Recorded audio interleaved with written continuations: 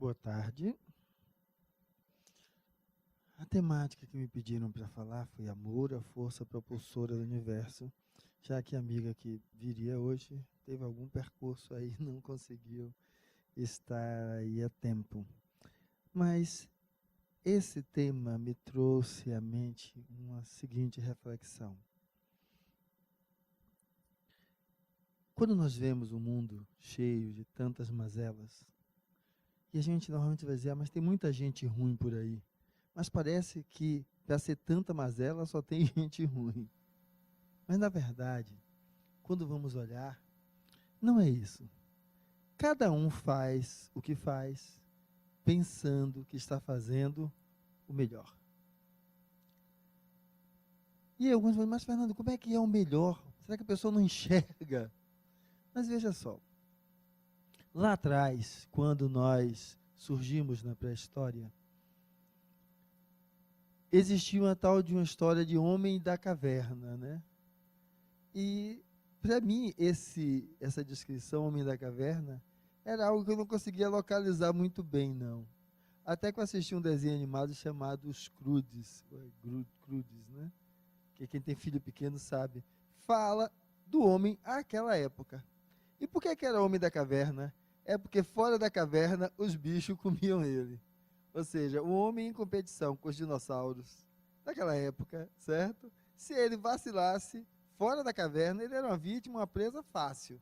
Então, saía da caverna, caçava e, ó, voltava. E veja então, veja que nós fomos aprendendo determinados comportamentos como elementos necessários para a nossa sobrevivência. Então, na realidade, nós vamos agindo no dia a dia como se estivéssemos em um processo de defesa da própria sobrevivência. Então, na maioria das vezes, não está João querendo fazer algo contra José, está João querendo defender o seu, como era lá na época da caverna, que tinha os dinossauros, só que agora não é o dinossauro, é o outro que está caminhando com ele. E aí, a partir disso, nesse sentimento de autopreservação, certo? Porque ele quer preservar a ele vai fazendo coisas das quais termina não se apercebendo. E nós vamos entender, quando tem essa frase, né, o amor, força propulsora do universo, vai dizer, sim, bicho, mas onde é que está o amor? Não existe amor ao outro sem ter amor a si mesmo. Então, o primeiro movimento é esse mesmo, de sobrevivência, de autopreservação. E o que nós vamos perceber dentro desse contexto é que quando o Cristo disse, meu fardo é leve e meu jugo é suave, e nos convida a fazer a mesma coisa, é nos convidando a olhar para a vida dessa forma mais ampla. Porque quando nós começamos a olhar assim, nós vamos começar agora a perceber de uma maneira diferente determinadas coisas que nós polarizávamos em ser de um lado ou de outro, enquanto bem e mal. O amor como força propulsora, lá na tradição espírita, quando ele começa a descrever que o princípio espiritual, né, em algumas anotações, vão estar que ele dorme no mineral, se desperta, se move no vegetal, desperta no animal e acorda no homem. Outros eliminam a parte do dorme no mineral, porque entendendo que aí ainda não haja exatamente princípio vital, por não haver vida orgânica.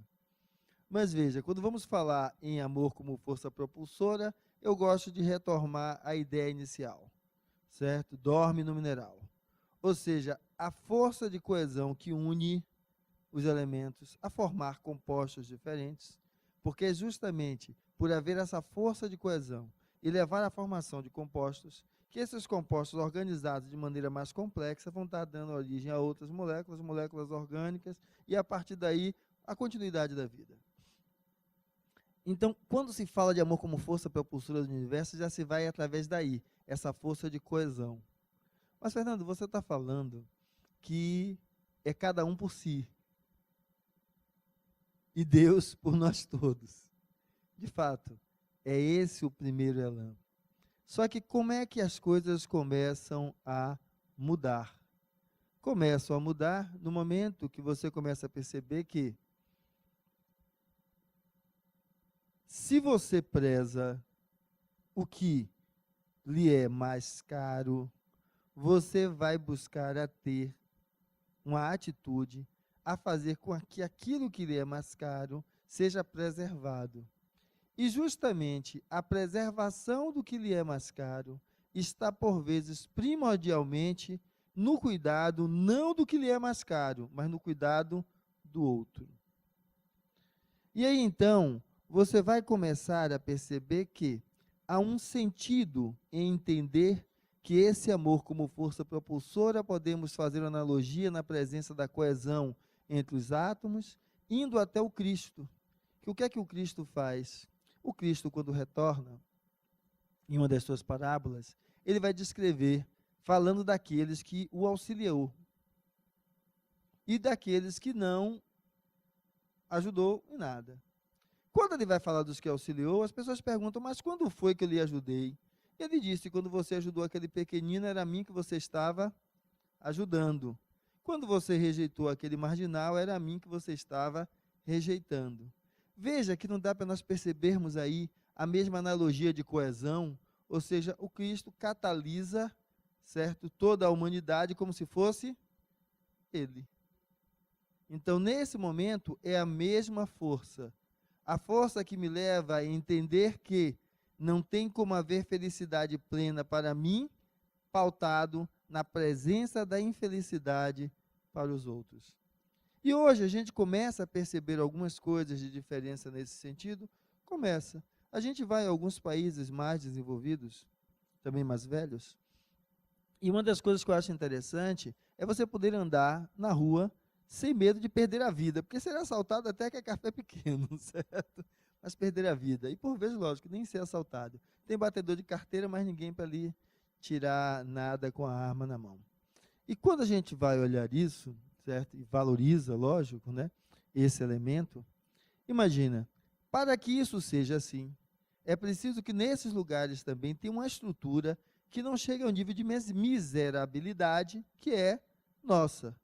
Não que a questão esteja só na miserabilidade, não. É porque eles têm um tempo de história mais longo, aonde também já teve períodos tão negros quanto, e lógico, nós evoluímos como egrégora, ou seja, em conjunto. Por isso que você pega aquele indivíduo de lá, tão bem comportadinho, e bota aqui, passa alguns dias, né? Para alguns anos, tá igualzinho, tal qual. Jogando lixo na rua, se duvidar, até mijando na rua também, como o pessoal fala mal do baiano, né? É porque a, a sensação que dá é algo que o indivíduo se comporta como tal, porque está num local aonde aquilo é o hábito e ele se enquadra no hábito. E não quer deixar nem ser excluído, nem ser discriminado.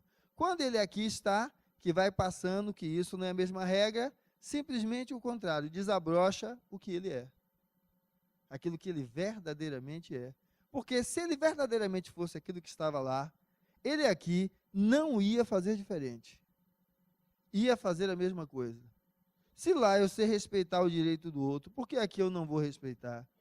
Ah, porque também não respeita o meu. Então você não respeitava o direito do outro. Porque se você respeitasse, você vai entender que o direito do outro e o seu direito têm limites que estão entre vocês dois. Se cada um quiser apenas defender o seu, não há limites. Então, o que é que nós vamos começar então a perceber? É de que amor enquanto força propulsora do universo, que leva a essa coesão quando o Cristo traz, ele nos convida para uma postura de consciência frente ao que nós estamos vivenciando e fazendo. Não dá para ser esta pessoa aonde eu sou Maria vai com as outras. O que é o Maria vai com as outras? É aquele que não tem opinião própria. Ele faz porque os outros fazem. E quando nós vamos olhar nesse sentido, é uma mudança drástica. Nós vamos lembrar da época da Idade Média, e a mudança que há da Idade Média para frente, que é um período que vamos chamar de Iluminismo, onde homens, formadores de opinião, assumem posturas pautadas em ideologias diferentes do que era comum e começa a modificar. E vamos olhar que aquilo que eu estou centrando no iluminismo, que é até o que dá base para o surgimento do que nós hoje abraçamos como espiritismo, porque o próprio Kardec era também visto como iluminista, é que exatamente tudo que nós temos surgiu porque um maluco, em vez de ouvir e acreditar no que os outros falavam, certo? Defendeu e levou adiante aquilo que pensava de forma construtiva e não destrutiva. Porque o que nós temos como realidade hoje surgiu do sonho de alguém, que alguém disse que não ia adiantar nada, que pudesse jogar fora, que aquilo não prestava. Um dos nossos gênios, o nosso amigo Albert Einstein, né? Foi visto inicialmente como o quê? Era um doido também, certo? Não vai dar em nada isso aí. Um outro filósofo que eu acho interessante é o nosso amigo Nietzsche, que na época que surgiu, o que teve de gente caindo de pau em cima dele, todos são insignificantes, porque ninguém nem sabe, nem ouve falar dessas criaturas. Mas o Nietzsche ainda é discutido hoje. Eu estou falando do valor de uma ideia que ultrapassa o tempo. Então, as coisas surgem por isso. Então, se nós formos olhar essa ideia do amor como força propulsora, e agora eu vou dar ao amor uma identidade, nós temos no histórico do nosso processo evolutivo a presença lá atrás dos hominídeos, que não tinham uma estrutura anatômica, certo, que pudesse, fisiológica, né, que pudesse dar ao homem a sua capacidade de raciocínio que tem hoje, e a gente só usa um pouquinho do que a gente tem aqui em cima. E na tradição espírita se descreve o quê? Que aqueles hominídeos tinham essa limitação, e o Mestre Jesus, que é o arquiteto maior, ele precisava o quê? Dar um impulso em tudo isso. Então ele convida alguns espíritos que residiam em um planeta onde eles tinham um grande nível de evolução intelectual, mas um baixo nível de evolução moral. E aí convida-os para reencarnarem aqui, impulsionando as transformações nesse corpo daqueles hominídeos para chegar ao que é hoje. E conta a tradição que quando o Cristo faz essa solicitação, ele diz, sim, velho, e aí? Você quer da gente ir? Aí o Cristo diz, não, e eu mesmo me adensarei, irei reencarnar entre eles. Então, esses espíritos são chamados dos capelinos, né? Os enviados de capela. São espíritos que eram mais evoluídos intelectualmente e não moralmente. Eles vêm e dão esse impulso, transformando o que nós tínhamos daquela estrutura para o que nós temos hoje. Então, há uma influência do espiritual agora, eu estou tratando de amor como força de coesão na presença agora de um desejo claro, e não apenas naquela coesão entre moléculas, entre átomos, e essa impulsão começa a nos transformar. No decorrer da história, vamos vendo alguns espíritos que reencarnam e verdadeiramente são mais iluminados, porque eles se destacam da grande maioria e, através deles, são trazidos descobertas que vão mudando o nosso estilo, modelo e jeito de vida. Quando eu falei aqui do período do iluminismo, é porque houve uma avalanche de espíritos que tinham como pauta alterar, mudar, transformar a organização social e política nossa, daquela época. É uma época que ela vem após um período que o pessoal chama da Era Negra, né? Não é dizer que não houve nada de bom, não, mas tinha muita coisa de ruim. Onde vamos lembrar da Inquisição, as mulheres que eram queimadas como bruxa, né? Bastou dar uma namorada com o padre, depois a culpada era ela, não era o padre, não. Então ela ia para a fogueira e outras coisas do gênero, né? Gente que, se não era nobreza, era pior do que o cocô do cavalo do bandido, né? Então, era essa a dinâmica. Aí surge a ideia dos direitos humanos com a Revolução Francesa. Espíritos que vêm e vão começar agora a dizer que essa história da crença em um Deus, que é um Deus que ele não tem uma visão igualitária para todo mundo, não é um Deus confiável. Então é melhor que não exista, então não tem Deus. Esses espíritos que começam a trazer então esse olhar diferenciado, fazem todo esse movimento e vêm, porque Kardec vem depois disso, né? Começando agora, já não como espíritos encarnados, né, porque aí foi a avalanche de espíritos encarnados, auxiliados pela falange de desencarnados, agora são espíritos desencarnados, fazendo uma coisa que lá atrás, no Velho Testamento, naquela parábola em que havia o servo e o senhor, e o servo comia das migalhas que caía da mesa do senhor, o servo morre, e meses depois o senhor morre. E lá, do outro lado, ele olha para cima e vê uma pessoa iluminada. Quem era? O servo. E aí, ele com quem? Com Abraão. E aí ele pede: pai Abraão, deixa pelo menos que ele vá à minha casa e diga para meus filhos que a vida continua, para não fazer tanta besteira como eu fiz. E Abraão diz: você teve Moisés e os profetas, não acreditou, vai acreditar agora no morto? Não. Mas isso que disse que não era possível naquela época, o Cristo, quando vem, diz para a gente: vocês encontrarão o Consolador prometido, que é justamente o advento do Espiritismo, aonde agora aqueles que desencarnaram voltam para dizer que a vida continua. E qual a finalidade disso? Para nós pautarmos agora a vida nessa percepção da sua vida como um contínuo, e não apenas dentro dessa persona, desse elemento que você está vivendo aí agora. E aí nós vamos entender agora, quando Cristo começa a falar dele como toda a humanidade. Se eu entendo que eu sou um ser imortal e reencarno, o mundo que eu vou encontrar vai depender de quê? Do mundo que eu deixar. Então eu tenho um compromisso para com o outro e para comigo, porque eu vou herdar aquilo que eu aqui deixei. Então começamos a entender que é igual aquele pessoal que está criando aquele peixe que dá para tirar o caviar, como é o nome daquilo? Truta não, como é? Pelunga? Não, tem outro nome mais comum, rapaz, o nome do peixe. Hein? É a ova, mas tem o nome de estrujão. Está criando estrujão. Criar estrujão para tirar caviar é o que você começa a criar agora para seus filhos lá na frente começarem a ganhar. Mas veja, tem gente fazendo isso. É uma visão de contínuo, que a gente às vezes só consegue ter essa visão limitada aqui. Aí, quando a gente vai descrever isso, eu sempre gosto de dar exemplo da maneira que eu vou falar, porque eu acho que a verdade, quando ela é verdade, você vai mudar as formas, mas vai ficar claro. Mas, Fernando, se a criatura for materialista, para mim não é problema. O problema é se o materialismo dela só faz ela olhar para o próprio umbigo. E se ela só olha para o umbigo, não faz diferença ser espírita, espiritualista, materialista, o que lá seja ela. Agora, quando ela olha para a comuna onde ela vive, e entende que não adianta ter um carro blindado, morar num condomínio fechado, colocar os filhos para estudar numa escola privilegiada com o carro também blindado, porque simplesmente ele é que fica sendo enjaulado enquanto os outros estão livres. E que isso não impede ele de receber uma bala no meio do caminho e perder a vida.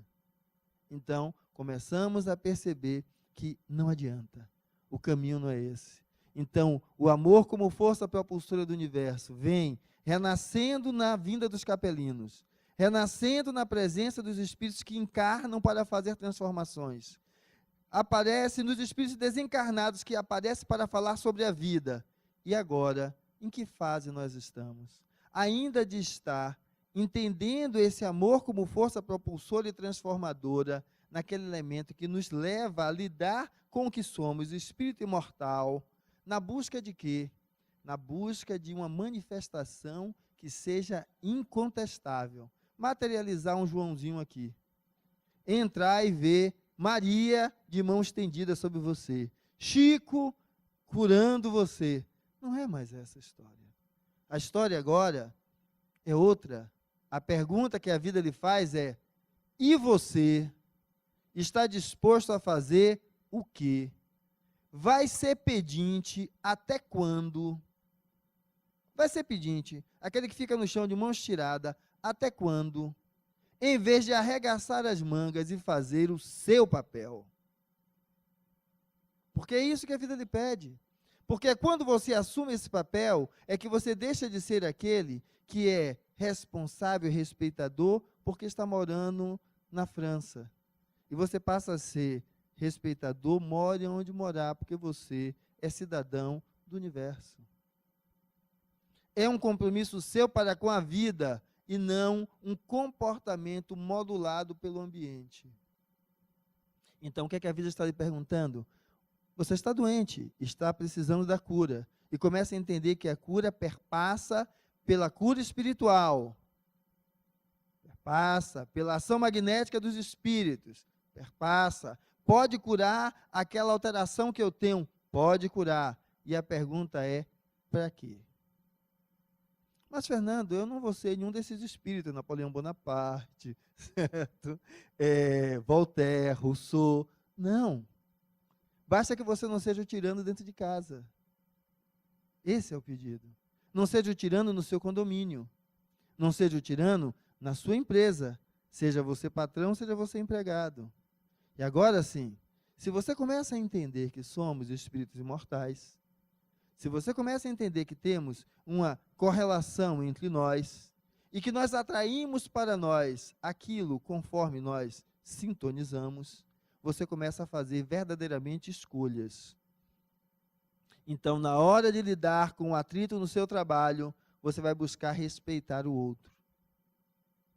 Você vai aprender a amar o próximo como a si mesmo da seguinte forma. Não é aquele amor cândido, meloso, hipotético. Não é não.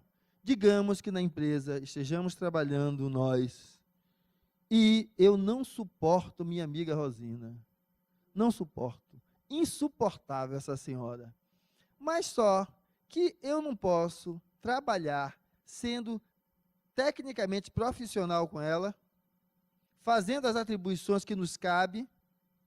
Preciso colocar ela embaixo do braço e fazer cafuné? Não, basta eu tratá-la com respeito, ela me tratar com respeito e fazermos as nossas tarefas comuns, conjuntamente, como é necessário para que o projeto vá adiante. Eu acho que esse é o primeiro passo prático para se entender amor, força propulsora do universo. Assuma a função que você tem que assumir, sendo tecnicamente profissional quanto àquilo, e não se deixando levar pelas emoções, pelas ideias, pelos atritos, aonde a sua postura agora passa a ser de desintegração daquilo que você está vivendo e da estrutura social em que você vive. O que eu estou falando, vamos entender aquela, que o pessoal brinca muito com o funcionário público, né? Mas é qualquer um, mas a questão do funcionário público é a dificuldade de você tirar a criatura e botar outra no lugar, certo? E aí o cara vai de mau humor. É a obrigação dele estar ali, ele está ganhando para lhe atender, mas ele vai de mau humor. Ele não lhe trata, às vezes, com o mínimo respeito, e simplesmente tem costa larga, porque para colocar alguém para fora, você sua para fazer isso. Então, quando você vai olhar, o que é que precisa? Ah, mas acordou mal, mas porque eu estou ganhando mal. Está ganhando mal, meu irmão, não trabalhe, vá para outro canto. Faça a tua opção. Agora, tratar mal o outro, porque você não recebe o que você acha que tem que receber, deixa de ser hipócrita, vai estudar e procure um trabalho melhor. E aí vamos ver, dá para entender? Dá. É o cara que lhe atende mal, é um encostado, bota 1000 desculpas, porque ele não assumiu a responsabilidade dele. Vamos tirar agora da criatura, do funcionário público, lógico que todos não são assim, isso é só uma caricatura, e vamos para nossas relações familiares. Eu sou homem, caso com minha amiga, temos uns 4 filhinhos, ela antes era meu amor, eu o amor dela, e agora o negócio não deu, o pepino pegou. Eu não consigo ser técnico e profissional. O que é técnico e profissional? Aquelas 4 criaturas que eu botei no mundo, eu não tenho responsabilidade? Tenho. Então, o que é amar o próximo como a si mesmo? Amor como força propulsora. Se eu sou o primeiro a marcar aquelas 4 criaturas por uma desintegração de uma relação, porque perde-se o respeito um com o outro, qual é a marca que eu deixo nessas 4 criaturinhas? Por nós deixarmos de nos amar, não precisamos deixar de amar aqueles que colocamos no mundo. Então, nós podemos nos separar. Discutir até as questões do que vai para um, vai para o outro, mas fazendo isso, buscando não agredir nenhum ao outro e nem aos 4 que ficaram. Mas, como nós só sabemos olhar para o buraco do umbigo, não é isso que a gente faz. E aí o inverso, a gente usa os 4 para fazer um joguete para ganhar mais na disputa com o outro, ou para fazer o outro sofrer porque não está mais comigo. Então, a ideia da cura é real, você quer entrar naquele salão e verdadeiramente perceber o que é amor, força propulsora do universo? Ao deitar-se, ou aqueles que fiquem aqui para assistir a visualização terapêutica, pergunte para si mesmo: o que eu posso fazer para tornar melhor a minha relação com o meu próximo a cada dia? E faça um projeto de transformação para você. Talvez a única coisa que você possa fazer amanhã é dar bom dia, porque às vezes tem uns que nem conseguem fazer isso. De na hora que você sair da mesa, pegar a xícara e colocar na pia. É fazer uma proposta para você. De deixar de ser essa pessoa que é alguém que vai com os outros para ser alguém que conscientemente começa a mudar os seus atos em prol de uma postura mais construtiva, mais engrandecedora para você e para aqueles que convivem contigo. Quando você faz isso, você muda a sua sintonia. E aí, aquele irmãozinho que está do seu lado, causando aquela doença, ele começa a se sentir incomodado, porque a energia que emana de você incomoda ele, porque ele ainda vibra na desagregação. Ele ainda vibra na agressão. E por isso o amor, força propulsora do universo. Porque o amor que você está deixando brotar em si, começa a incomodar o outro. E o outro, ou ele muda, ou se muda. E aí então você começa o seu processo de cura. Se era a necessidade de passar por um evento catártico, de algo que você acha que tem que estar pagando, no momento que você começa a despontar esse amor, você começa a entender que Deus não cobra nada de ninguém. Ele não quer nenhum aleijado reencarnando de novo. Reencarne inteiro, em pé. Porque tem tanta gente precisando que uma mão a mais faz diferença. E que essa mão a mais seja sua. Então, amor, força propulsora do universo significa compromisso, que eu compro comigo mesmo em construir, em vez de desintegrar e destruir.